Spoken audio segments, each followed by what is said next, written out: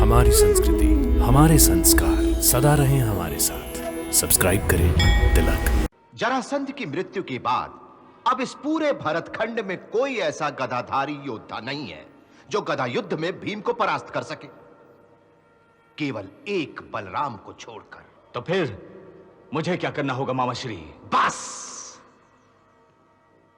इस उत्सव में सम्मिलित होकर तुम्हें किसी तरह बलराम को फंसाना होगा। देखो भांजे, कृष्ण तो चालाक है मगर बलराम भोला भाला है। अपनी चिकनी चुपड़ी बातों में उसे लेकर उसे अपना गुरु बनाना होगा। तो फिर समझो कि तुम्हारा काम बन गया। यदि बलराम ने तुम्हें गदा युद्ध में प्रवीण कर दिया तो समय आने पर भीम तुम्हारे सामने अपने आप घुटने टेक देगा। जरासंध का वध भीम ने किया है?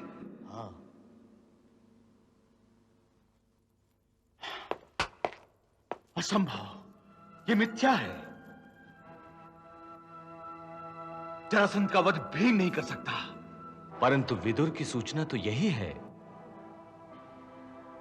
यदि यह विदुर की सूचना है तो यह सत्य हो सकता है कि भीम ने जरासंध का वध किया है, परंतु वास्तव में इसका श्रेय तो श्री कृष्ण को ही जाएगा आचार्य।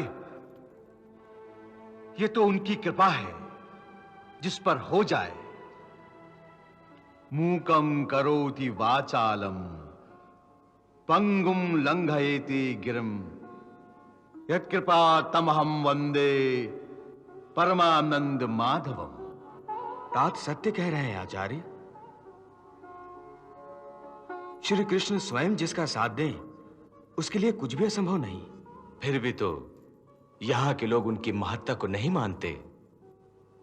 सूचना तो यह भी है तात कि महाराज युधिष्ठिर स्वयं आपको प्रणाम करने यहां आने वाले हैं। अच्छा, यह तो आनंद की सूचना है विदुर। पुत्र अपने पितामह से मिलने आए, इससे अधिक सुख का कार्य और क्या हो सकता है? वे आपसे आशीर्वाद मांगने आने वाले हैं। आशीर्वाद? वो किस लिए? क्या वो किसी अन्य राज्य की स्थापना करना चाहता है? नहीं तात, वे राजसूय यज्ञ का अनुष्ठान करने वाले हैं। आहा, क्या सुखद समाचार है विदुर। उत्तम, अति उत्तम। युधिष्ठिर का यह संकल्प हमारे कुल की गरिमा को और बढ़ाने वाला है। कई पीढ़ियों से हमारे कुल में कोई ऐसा प्रतापी राजा नहीं हुआ जिसने राजसूय यज्ञ किया हो। मेरे शिष्य वीर पांडव तो निकले तात। निश्चय ही आपको अपने पुत्रों का आचार्य बनाते समय मैंने यह कल्पना भी नहीं की थी आचार्य कि मेरे कुल में कोई राजसूय यज्ञ करने वाला निकलेगा। एक आचार्य होने के नाते आपको गर्व तो है ना? क्यों नहीं तात, एक आचार्य के लिए इससे बड़ी और क्या बात हो सकती है। हमें गर्व है, निश्चय ही हमें गर्व है।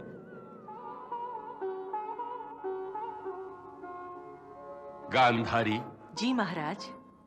विदुर के पास इंद्रप्रस्थ राज्य का एक दूत आया है। किस लिए महाराज? कि युधिष्ठिर राजसूय यज्ञ करने के लिए हमारी अनुमति मांगने आ रहे हैं। तो उसे अवश्य अनुमति दीजिए महाराज। राजसूय यज्ञ युधिष्ठिर करे या दुर्योधन, कोई भी करे, यश तो कुरुवंश का ही बढ़ता है। आपको उसकी स्वीकृति देनी ही चाहिए। और दुर्योधन को भी अपने भाइयों के इस महोत्सव में सम्मिलित होने के लिए अवश्य जाना चाहिए। शकुनी जी महाराज। मैं तो युधिष्ठिर के इस संकल्प से अत्यंत प्रसन्न हूं,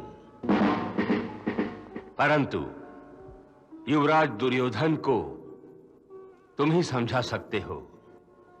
अवश्य जीजा श्री, अवश्य समझाऊंगा।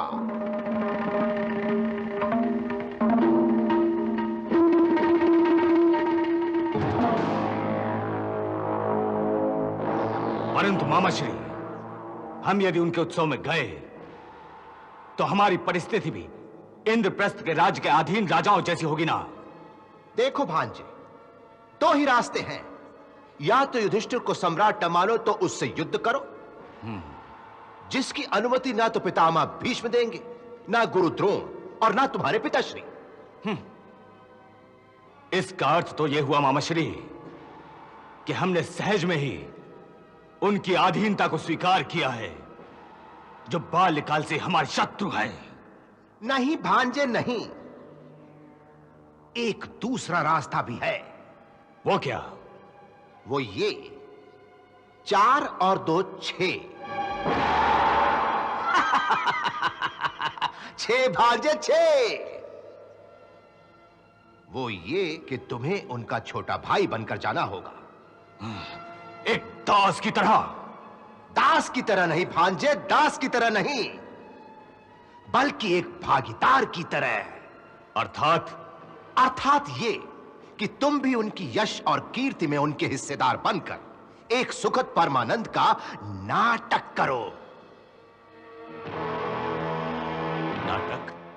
नाटक, सिर्फ एक नाटक, क्योंकि इस नाटक के साथ मेरी एक योजना जुड़ी हुई है। मामाश्री, फिर आपकी योजना? धीरज रखो भांजे, धीरज रखो। देखो, जरासंध की मृत्यु के बाद अब इस पूरे भरतखंड में कोई ऐसा गदाधारी योद्धा नहीं है जो गदा युद्ध में भीम को परास्त कर सके, केवल एक बलराम को छोड़कर। तो फिर ये कि एक न एक दिन तुम्हारा और पांडवों का युद्ध तो होना ही है। उस समय अर्जुन के बाणों का मुकाबला तो शायद कर्ण कर लेगा, लेकिन भीम की गदा से कौन टक्कर लेगा भांजे, कौन? तो फिर मुझे क्या करना होगा मामाश्री? बस इस उत्सव में सम्मिलित होकर तुम्हें किसी तरह बलराम को फंसाना होगा। देखो भांजे, कृष्ण तो चालाक है, मगर बलराम भोला भाला है। अपनी चिकनी चुपड़ी बातों में उसे लेकर उसे अपना गुरु बनाना होगा। तो फिर समझो कि तुम्हारा काम बन गया। यदि बलराम ने तुम्हें गदा युद्ध में प्रवीण कर दिया, तो समय आने पर भीम तुम्हारे सामने अपने आप घुटने टेक देगा। हाँ।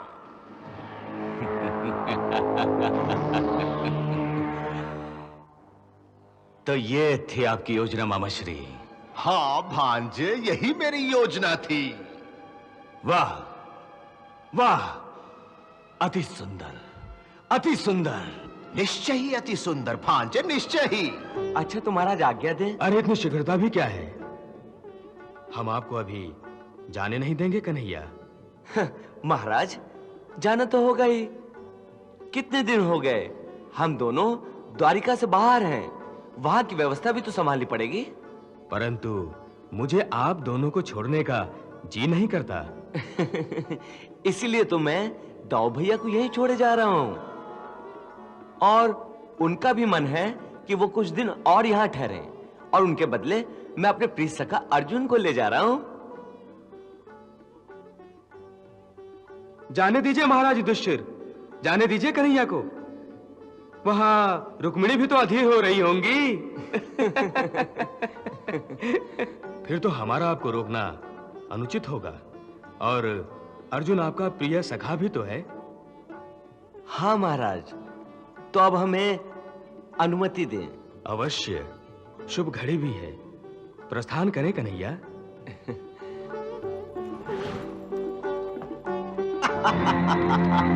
लो भांजे, तुम्हारा काम तो बन गया। अरे भांजे, तुम्हारा काम तो अपने आप ही बन गया। कैसा काम मामाश्री? इतना भी नहीं समझते? कृष्ण और अर्जुन दोनों द्वारिका चले गए हैं, द्वारिका।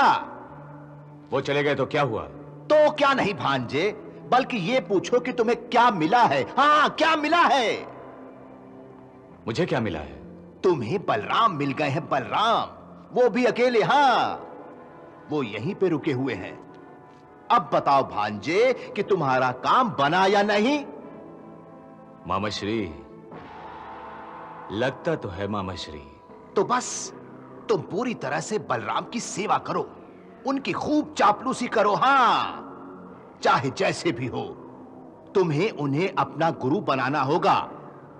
भांजे, यदि तुमने ऐसा कर लिया तो विजय श्री तुम्हारे ही भाल पर होगी। हाँ। ठीक है मामाश्री, ठीक है।